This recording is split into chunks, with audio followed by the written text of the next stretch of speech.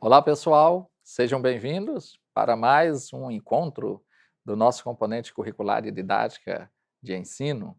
A nossa aula de hoje, aí após o processo de avaliação, nós trazemos aí uma temática importante também, assim como as demais que trabalhamos, sobre a didática aplicada à segurança pública, né. Vamos discorrer um pouco nesta aula de hoje, sobre essa temática da didática aplicada à segurança pública. Vamos lá, então.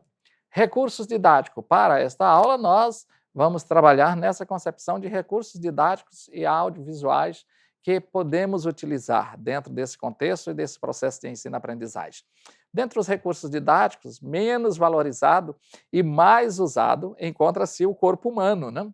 Então, às vezes, nós nos preocupamos tanto com recursos didáticos, tecnológicos e materiais diversos, e não nos preocupamos que o que mais utilizamos como recurso didático é o nosso próprio corpo.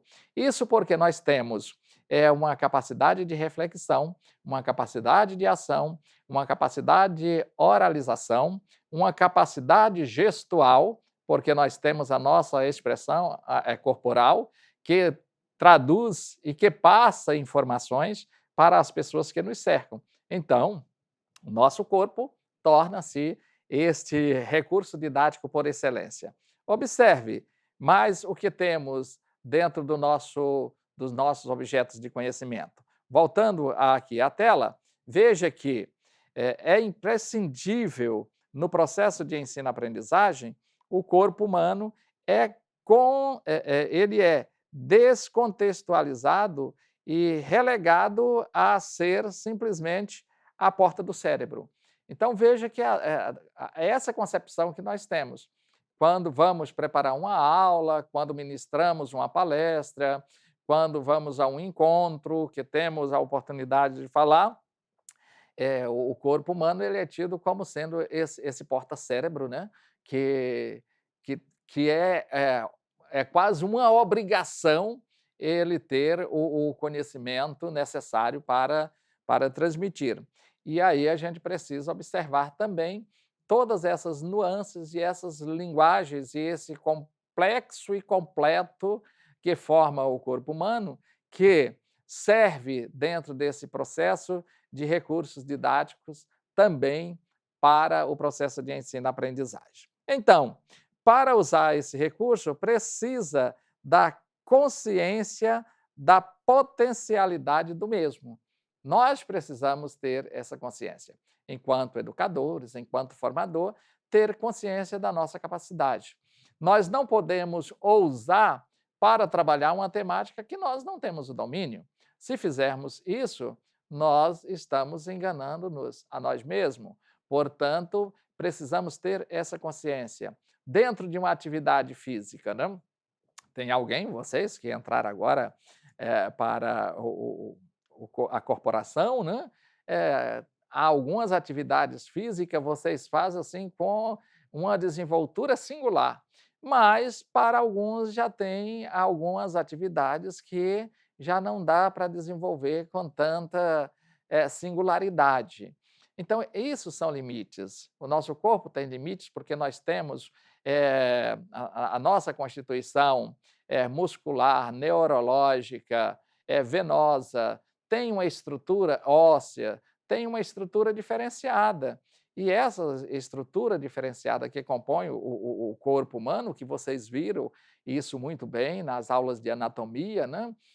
De fisiologia também, vocês tiveram esse contato com esses conhecimentos, vocês sabem que nós somos singular, cada um de nós temos uma digital diferente, cada um de nós temos um NDA diferente, e dentro dessas peculiaridades que são exclusivamente nossa, a nossa capacidade de flexão também, somos diferentes. Alguém tem muita facilidade de manejar algum membro do corpo, outro já tem mais dificuldade, né?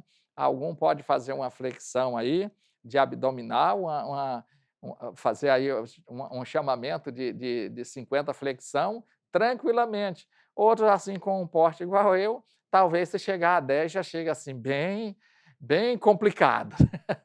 Mas eu estou falando isso só para ratificar essa questão do corpo humano como sendo este recurso didático por excelência que nós temos, né? E dentro dessas potencialidades, explorá-lo, não simplesmente como um porta-cérebro, mas como sendo algo que fala, um recurso falante, tanto na oralidade quanto no gestual, na postura que adotamos, nós transmitimos mensagens, né? Veja que nós temos aí dentro dessa questão dos recursos didáticos e audiovisuais, recursos mais conhecidos ou palpáveis, como sendo a sala de aula, ou projetor de slide. Esse aqui entrou quando chegou como recurso didático, foi fantástico, né? Quando nós tínhamos o quadro, né, que se chamava o quadro negro. O quadro negro com giz já era uma maravilha. Eu que estudei na roça, que não tinha o quadro negro, a tarefa era passada ali no caderno, o professor tinha que pegar o caderno de todos os alunos para passar a tarefa, ou então ditar os alunos que já estavam em um estágio mais desenvolvido do letramento, né, e da escrita, o professor ditava e o aluno escrevia as atividades. E isso, quando eu vim para a cidade para estudar, que o professor pegava o giz e escrevia no quadro negro, já era fantástico. Era um recurso didático importante, né? Naquela época, que não faz tanto tempo assim, né? E aí, quando surge o retroprojetor, com a lâmina que se colocava ali, fantástico, porque o professor escrevia à mão ali, naquelas lâminas, colocava a transparência, isso já era fantástico. Aí surge o slide, que aí temos os data shows, né? Agora é fantástico que hoje, neste momento, nós achamos quase impossível a gente ministrar uma boa aula sem a utilização de um retroprojetor, de um data show para estar fazendo a projeção dos slides para os alunos estar acompanhando. Nós temos a possibilidade de colocar movimentos nas letras, de fazer dentro dessa movimentação, chamar a atenção, colocar as imagens, dar movimentos a essas imagens. Então, é um recurso que a gente, em determinados momentos, acha quase que impossível ministrar uma boa aula sem a utilização desses recursos didáticos. Né? Então, mas vale observar que esses retroprojetor ou projetor de imagem, nós utilizamos muito nas aulas expositivas. E aí precisamos ter a compreensão do que foi trabalhado também na aula da professora Giane, que trabalhou com vocês sobre as metodologias ativas, né? Que é o estudante ser protagonista da construção do seu conhecimento. Então, é buscar formas que, às vezes, sem a utilização de uma projeção de imagem, mas utilizando de outras metodologias, de um trabalho em grupo, de uma sala de aula investida, a composição de grupos, o debate, a leitura de um material, o ponto de vista de cada estudante sobre aquele material, tudo isso são metodologias que podemos colocar aí o estudante como protagonista do seu conhecimento, né? Da construção do seu conhecimento. O que nós temos mais a ver, veja que todo esse processo, o que deriva ser um recurso para auxiliar a oralidade, no caso da projeção do slide. Nós colocamos lá, eu estou aqui utilizando, inclusive, este recurso didático, nós estamos, a partir dele, fazendo os nossos comentários, as nossas observações, ressignificando alguns termos dentro desse processo formativo, né? Então, isto auxilia muito a esse processo da oralidade. E o que temos mais? A sala de aula, ela inclui aqui dentro desses recursos didáticos e audiovisuais, a sala de aula, ela inclui-se estudantes, cadeiras e o espaço físico em si. É um recurso que pode ser utilizado pelo professor ou formador, desde que ele tenha a possibilidade de mobilidade, né? Vejam que a sala de aula como recurso didático, não, é interessantíssimo e é importante, mais que nós, na condição de formador, na condição de professor, de educador, seja o termo ou coordenador do processo de construção de conhecimento, tenhamos a consciência que esse espaço nós podemos adequá-los a diversas situações de aprendizagem, né? O que não dá muito para nós colocarmos em prática é termos aquela noção de que as carteiras têm que ficar aqui em fileiras, que elas têm que ficar o aluno olhando na nuca do outro. Olha, a nuca não fala, né? Então, para construir conhecimento, nós precisamos expressar com palavras, com ações, com atitudes, né? Então, nós podemos utilizar esse espaço físico da sala de aula, essas cadeiras que ali estão, de diversos formatos, naquilo que nos propomos a produzir de conhecimentos. Então, vejam que nós vamos aqui, inclusive, colocar um posicionamento de organização da sala de aula que produz conhecimentos de uma forma mais confortável, de uma forma mais dinâmica. Por exemplo, quando você coloca aqui uma sala de aula, numa demonstração de U, né, do que em colunas ou fileira, né? Isso aqui, quando você coloca em forma de U, é bacana porque todos veem todos, né?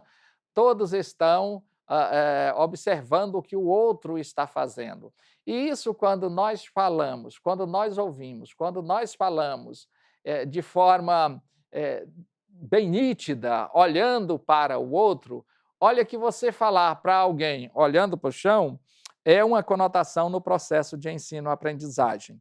A pessoa pode até já observar que você não está muito interessado na construção do conhecimento daquilo que você está falando. Mas quando você ergue a vista, olha no olho do outro e fala de forma clara, objetiva, com contundência, e quando eu falo com contundência, não é com entonação da voz estridente, mas sim com segurança no que você está falando, o outro, a partir do seu gesto, da sua postura, lembra lá da postura do corpo? O material didático por excelência? A partir do seu posicionamento, a pessoa olha e já faz uma releitura, diz, isso aqui é importante. E a pessoa vai processando aquilo que está sendo trabalhado e olha que o resultado do conhecimento é muito maior do que simplesmente ouvir olhando para a nuca do outro, né? Então, inclusive, esse aspecto aí da forma de U, ele está no manual de ordem unida do Exército Brasileiro, uma forma que o próprio Exército Brasileiro utiliza para a construção de conhecimentos. Então, veja que é muito bacana essa questão de utilizar a sala de aula para termos um espaço único, mas você pode, nesse espaço único, criar vários ambientes, né? Nós estamos aqui em um estúdio de televisão com uma bancada, mas em um momento ímpar, eu posso utilizar esse mesmo espaço aqui do estúdio e, em vez de uma bancada com um computador, criarmos um cenário aqui de entrevista, de participantes, pessoas falando sobre uma determinada temática, ou fazermos uma mesa redonda, utilizarmos o mesmo espaço para criarmos vários ambientes. E isso portanto, que faz com que a sala de aula se torne um recurso didático por excelência. Vamos prosseguir? Dentro dessas considerações, temos outros recursos que podemos utilizar. A música é um recurso importante para refletirmos sobre determinadas temáticas no processo de ensino-aprendizagem. Quando você quer trabalhar, por exemplo, quem de vocês não lembra da Asa Branca, né? Luiz Gonzaga? Asa Branca morreu ontem, ontem mesmo se enterrou, na cova de Asa Branca nasceu um pezinho de flor, né? O Luiz Gonzaga fala fulô mesmo, né? Então, veja, quando você quer trabalhar determinados aspectos ligados à região Nordeste, que ainda é uma região castigada pela seca, que você coloca uma música para refletir sobre a situação daquela região, o resultado de construção do conhecimento ele se torna muito mais nítido e o estudante os sujeitos envolvidos nesse processo de construção do conhecimento ressignificam isso com muito mais facilidade, né? Porque vem aí despertando os sentidos oral, o auditivo e também a questão psíquica dentro de um espaço subjetivo que é os sentimentos, né? Quantas pessoas eu vi chorando quando alguém estava cantando a música a Asa Branca, né? Alguns nordestinos ouviam essa música, a minha mãe às vezes sempre chorava, né? Nós somos oriundos do Nordeste, né? E quando passava essa música no rádio, às vezes ela chorava, lembrando daqueles momentos, daqueles espaços que ela percorria, da dificuldade, da escassez de água. Então, tem um significado. E isso, lembram que eu falei em aulas anteriores da zona proximal de desenvolvimento, que é apresentada por Piaget e Vygotsky, são as nossas experiências que nos permitem ressignificar os objetos de conhecimento com mais clareza, né? Outro recurso didático é interessante, os filmes, eles são importantes para discutirmos ou ressignificarmos sobre determinadas realidades, né? Quando nós assistimos a algum filme, e aí vamos ressignificar de acordo com a realidade que estamos a trabalhar, a conjuntura social, os aspectos culturais, a visão de mundo daquela sociedade, o respeito ao outro, como isso é tratado, isso é muito. Tem um filme que eu assisti quando eu estava fazendo mestrado, ele é de domínio público, está no YouTube, se vocês puderem assistir, para discutir justamente questões ligadas à discriminação racial, questões ligadas a determinadas instituições que são criadas para usurpar do dinheiro público, sobre a criminalidade. É um filme que tem por nome Quanto Vale ou É por Quilo. É um filme que é bacana para refletir sobre essas temáticas todas. Digamos que você vai trabalhar com um público aí para falar sobre o perigo das drogas. Se você utilizar esse filme, de repente, vai facilitar bastante para você trabalhar essa temática com os estudantes, né? Então, vejam que o filme ele auxilia muito dentro desse processo de ensino-aprendizagem. Vamos prosseguindo aqui, falando sobre esses recursos didáticos audiovisuais, né? Observe, chuva de palavras para aperfeiçoar a capacidade de síntese. Você quer colocar para os estudantes aí uma síntese para ele expressar com uma palavra o significado de uma determinada situação, que vai expressar uma determinada. Isso é bacana, porque o aprendiz ou o estudante ele vai buscar no seu vocabulário algo que se integre mais com aquilo que vai dar sentido a uma frase ou a um período todo que fosse construído. Então, essa chuva de palavras também, inclusive, ela se utiliza nas metodologias ativas também. Um recurso didático por excelência. Uma questão, documentários. Você assiste um documentário, esse documentário, para a compreensão de um processo histórico, como fez-se um documentário de um determinado grupo social, de uma determinada etnia, de uma determinada comunidade.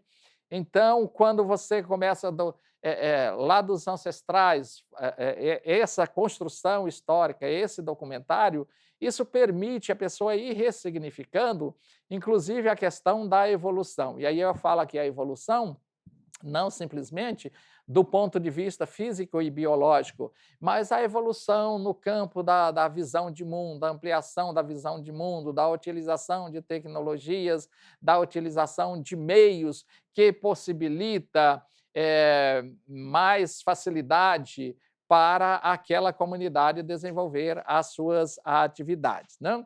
Então, temos outro aspecto que é a questão da poesia.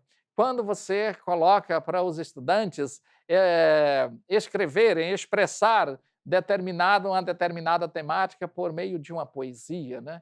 A pessoa vai se sentir um escritor, né? Isso desenvolve a capacidade da escrita, desenvolve a capacidade psíquica, desenvolve o raciocínio lógico, porque ele tem que parar, tem que pensar, tem que produzir. Então, é uma junção de várias manifestações corporais para produzir ali uma poesia, né? Isso é a arte do pensar, né? Outra questão que nós podemos ver, os jogos de xadrez, eles vão estimular aí o raciocínio lógico, né?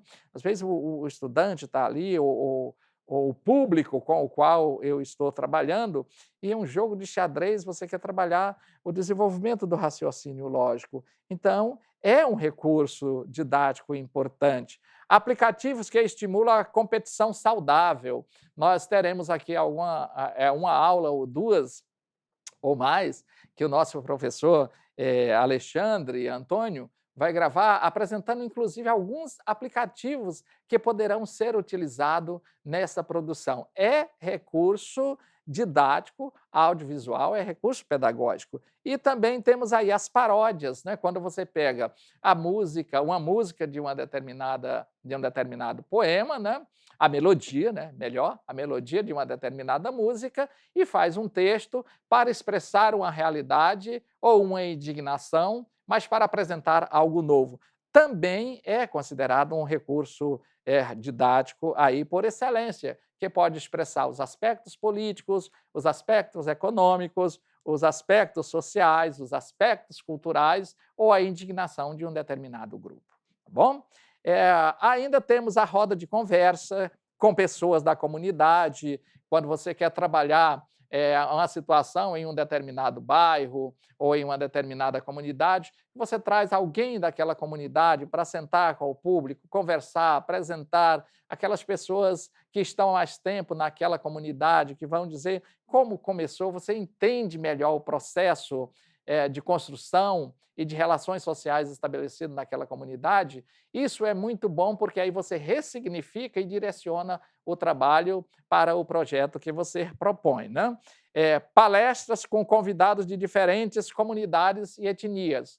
Você quer trabalhar algo ligado à questão do negro no Brasil. Você traz alguém de uma comunidade tradicional, uma pessoa idosa que fale sobre a sua vida, as suas experiências de vida. Isso ajuda muito. É recurso didático importantíssimo para ser utilizado neste processo de ensino-aprendizado. O que falar sobre as etnias indígenas? Quando você traz um sujeito de uma, duas ou mais etnias para falar sobre as suas experiências vividas no seu loco, ou nas suas aldeias, nas suas comunidades. Então, é também recurso didático por excelência. Então, chegamos aqui ao final da nossa aula de hoje. Espero ter contribuído com vocês dentro desse processo de ensino-aprendizagem. Nos encontraremos nas nossas próximas aulas. Um grande abraço a todos vocês. Tchau, pessoal.